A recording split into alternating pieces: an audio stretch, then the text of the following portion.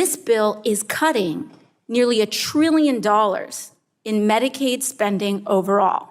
Why? Because down the hallway, they are trying to finance tax cuts for people who are inheriting $22 million houses.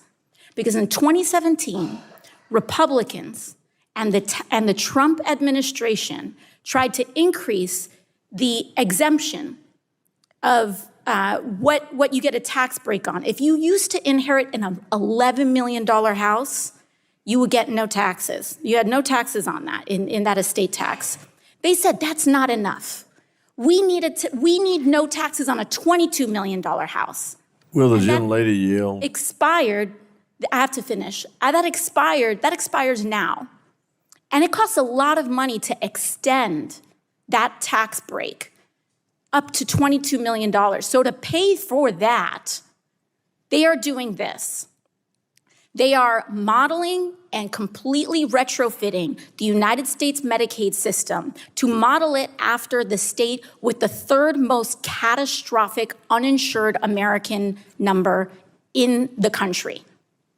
In the dead of night at 2:38 in the morning, when everyone is asleep, when we've asked for the opportunity to do this in the light of day so that people can call their representatives' offices in order to stop this disaster.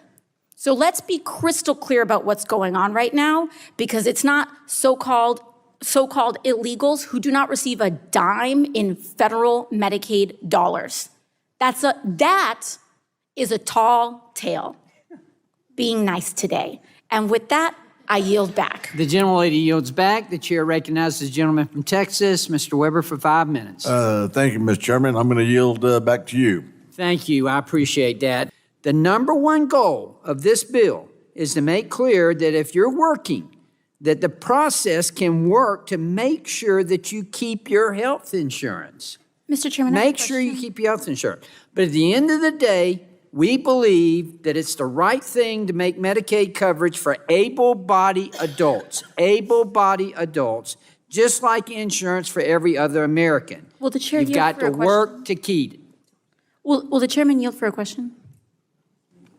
Actually, at time now, you want to keep going, Mr. Chairman? Oh. All right. We'll yield to the gentlelady. Thank you. In terms of some of the exemptions, pregnancy is covered, correct?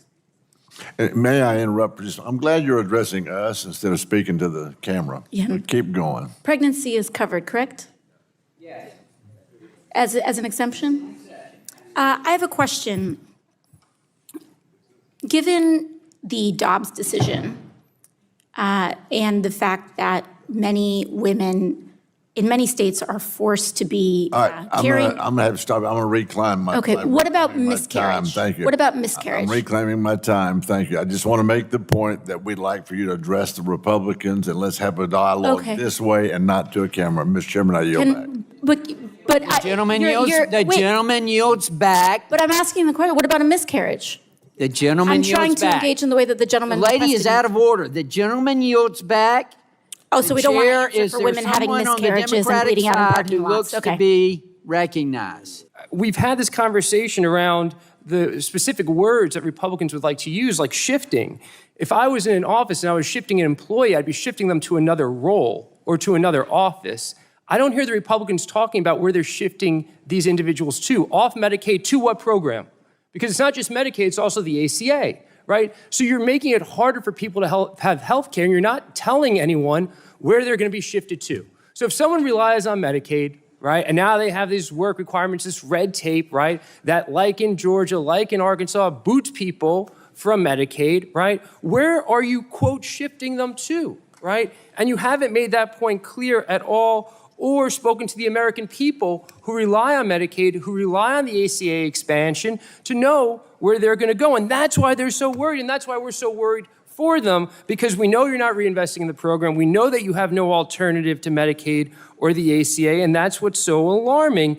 And until you can answer those questions, we're going to keep calling out what harm this will do. But I want to yield to my colleague from New York because I think she was about to touch on some really important questions that the American people need to hear. Thank you so much. I think my colleague from New Jersey, it seems as though I touched on something that was sensitive for the majority. But this is an important question. Many of us, we're here in Congress. This is a body that is less than 30% female, so it is not uncommon that many of my colleagues are unfamiliar with our biology and the needs for 50% of Americans. Since the majority did not seem interested in answering the question, I would like to pose a question to council. Able-bodied American. Obviously, if you're pregnant, you are covered under the exemption, correct? That is correct. If you are not pregnant, you would not be covered under the pregnancy exemption, correct? That is correct. So if a woman miscarries, she would then be kicked off the exemption, correct? The exemption also includes postpartum coverage. Postpartum, miscarriage. Is miscarriage covered under that? If a state includes miscarriage under postpartum coverage, then yes. Federally, in this statute, is miscarriage explicitly included in the language of the text? The bill includes postpartum coverage as an exemption. Miscarriage is not listed, correct? If a miscarriage by a state is included in postpartum coverage, then yes. Is miscarriage explicitly included in the text of the bill? It is not explicitly stated in the text. Thank you very much. I think this is tremendously important for my colleagues to understand because President Trump nominated anti-abortion, anti-choice Supreme Court justices that now, because of the Dobbs ruling, have forced women to carry not just carry out miscarriages, traumatic miscarriages, which can be debilitating, life-threatening, and then on top of it, could potentially endanger their insurance status. Sit with that. Thank you. Will the gentlelady yield? I will yield. Thank you so much. And speaking of where we are addressing and who we are addressing, there are 13.7 million Americans on the other side of that screen right there. Hello? Hello. I'm talking to you because I work for you. And they deserve to see what is happening here. Because there are plenty of districts, including Republican ones, where 25% of your constituents are on Medicaid. 40% of your constituents are on Medicaid. And yes, I am talking. Will the gentlelady yield? I am talking to them, and I will not yield because it was a terribly disrespectful comment, and I will not yield to disrespectful men. Thank you very much. You yield back? We'll yield back to the gentlelady. Yes, I yield to the doctor from California.